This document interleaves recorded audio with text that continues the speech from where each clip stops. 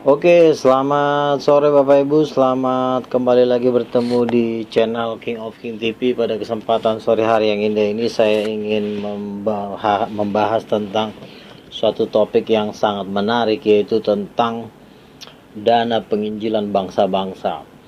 Ya, untuk memenangkan dunia ini tentu dibutuhkan dana yang sangat besar, ya. Yesus berkata dalam Matius 28 ayat 18, jadikanlah semua bangsa muridku. Nah, untuk mendanai penginjilan yang besar ini tentu dibutuhkan dana yang sangat besar, yaitu tentu triliun dolar, ya. Triliun dolar, bukan hanya miliar saja. Maka saya akan mengulas bagaimana cara Tuhan mendanai penginjilan di bangsa-bangsa. Saya sudah menyampaikan dalam video saya yang sebelumnya bahwa Indonesia akan dipakai Tuhan sebagai bangsa yang akan mendanai penginjilan dunia. Ya, saya pernah di dalam satu ibadah, pada saat saya menyembah, tiba-tiba saya terserbuk emas. Jadi di badan saya ini banyak sekali serbuk-serbuk emas. Itu suatu keajaiban. Tiba-tiba saya dipanggil ke hadapan 400 orang, ya, di gereja GBI Sudirman. Dan saat itu saya di hadapan para pendeta, di hadapan seluruh jemaat, saya mendapatkan serbuk emas. Lalu apa pengertian dari serbuk emas ini? Saya pernah mendapatkannya dari seorang pendoa syafaat Nabi Tuhan. Dikatakan bahwa serbuk emas itu adalah urapan kekayaan besar. Jadi pengurapan untuk kekayaan sorga, kekayaan dari yang tempat yang maha tinggi.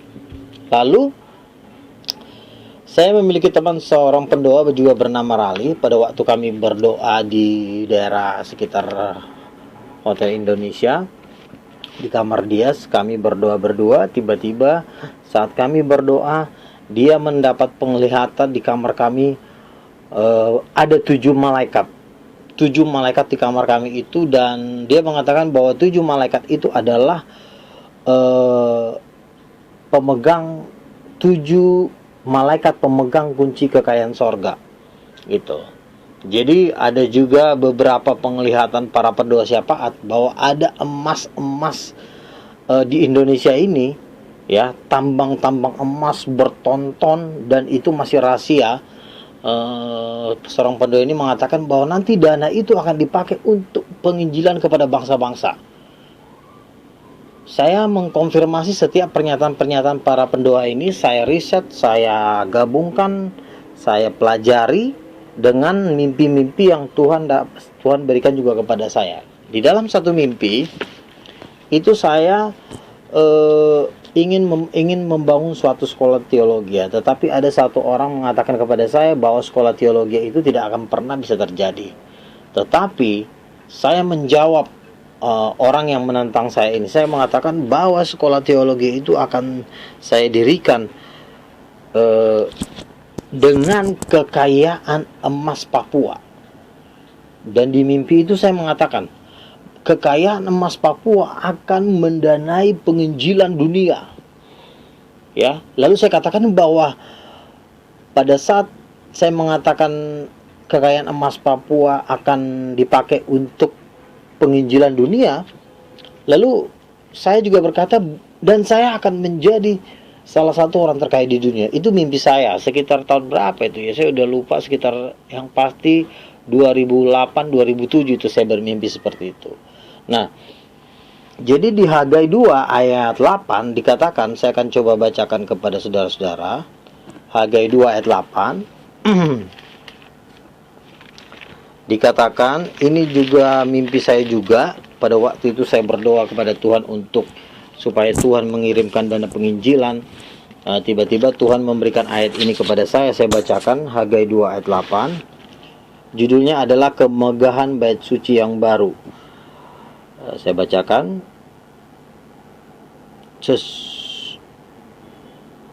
Ya, ini dia ayat 7, Hagai 2 ayat 7 sampai 10 ya.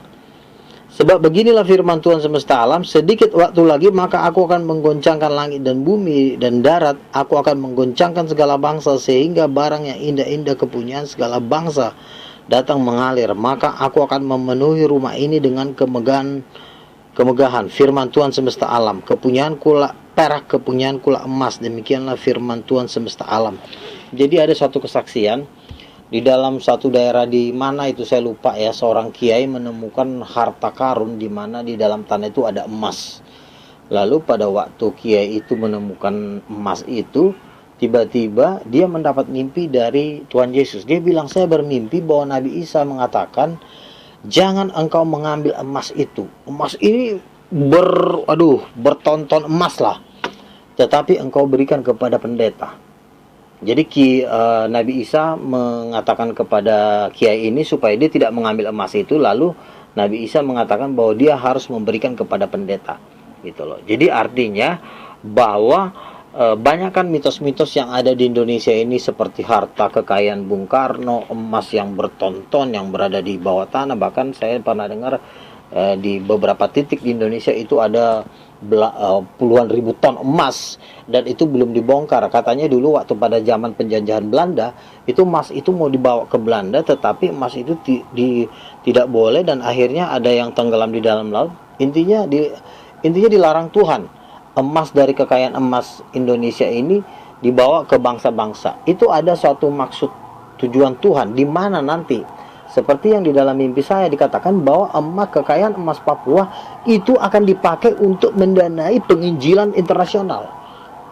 Gitu. Itu saya bermimpi, dan di dalam mimpi itu saya bermimpi saya menjadi salah satu orang terkaya di dunia. Tapi saya percaya setiap mimpi saya ini adalah ada hubungannya dengan penuaian besar, di mana Tuhan sedang membongkar harta yang terpendam. Di mana harta yang terpendam itu sebenarnya milik Tuhan. Dikatakan di Hagai 2 ayat 9, kepunyaan kula perak dan kepunyaan kula emas, demikianlah firman Tuhan semesta alam. Jadi ada kekayaan-kekayaan yang tersembunyi di bangsa ini.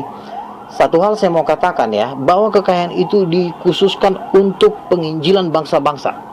Jangan kekayaan itu dicuri. Ada satu ayat di dalam Alkitab, di kitab Joshua, pada waktu Joshua berperang melawan Ai, ada satu umat dari bangsa Israel yang menyembunyikan emas, yaitu Akan ya. Akan itu menyembunyikan emas yang dikhususkan oleh Tuhan.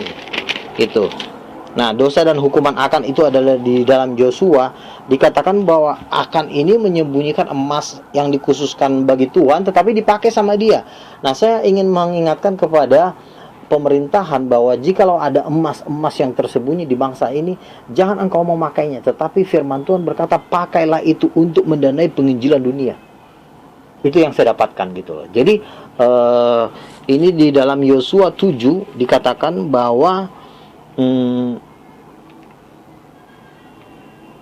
Yosua 7 ayat 10 saya bacakan. Lalu berfirmanlah Tuhan kepada Yosua, bangunlah, mengapa engkau sujud demikian? Orang Israel telah berbuat dosa, mereka melanggar perjanjianku. Ku berikan kepada mereka mengambil sesuatu barang-barang yang dikhususkan dan mencurinya, yaitu menyembunyikannya, dan mereka menaruh di antara barang-barang. Sebab itulah orang Israel tidak dapat bertahan melawan musuhnya. Mereka membelakangi musuhnya, sebab mereka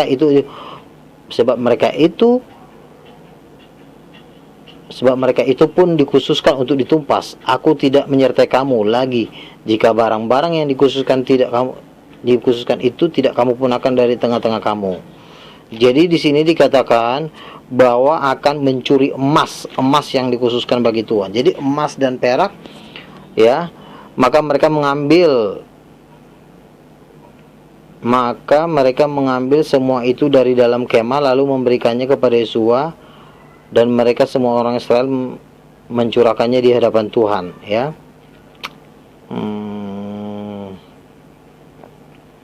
Jadi di sini dikatakan akan mencuri emas yang dikhususkan untuk Tuhan. Jadi saya ingin sampaikan kepada kita semuanya bahwa kekayaan emas ya yang ada di Indonesia, khususnya kekayaan emas dari Papua, itu akan dipakai Tuhan untuk mendanai penginjilan dunia. Mari kita sepakat bersehati, jangan pernah kita mencuri harta Tuhan. Hagai 2 ayat 8 dikatakan, kepunyaanku lah emas, kepunyaanku lah perak. Jadi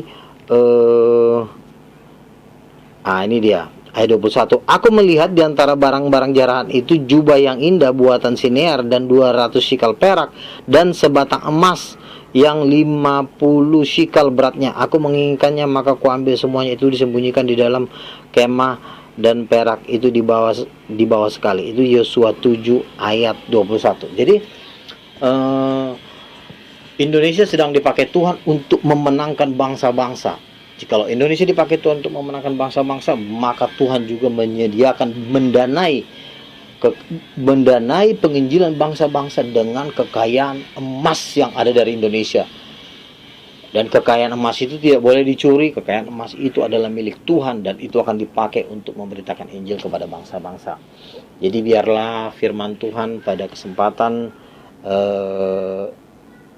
sore hari ini, saya teringat waktu saya mendapatkan urapan serbuk emas, dan seorang nabi mengatakan bahwa urapan serbuk emas itu adalah urapan kekayaan dari tempat yang tinggi. Jadi kekayaan, jikalau kita diurapi Tuhan, Tuhan akan memberkati kita dengan berkelimpahan. Tetapi marilah kita membangun bait suci Allah, supaya karena emas itu nanti akan membangun bait suci Tuhan. Kita ingat bahwa di zaman Raja Salomo, semua perkakas-perkakas di bait suci Salomo itu terbuat dari emas.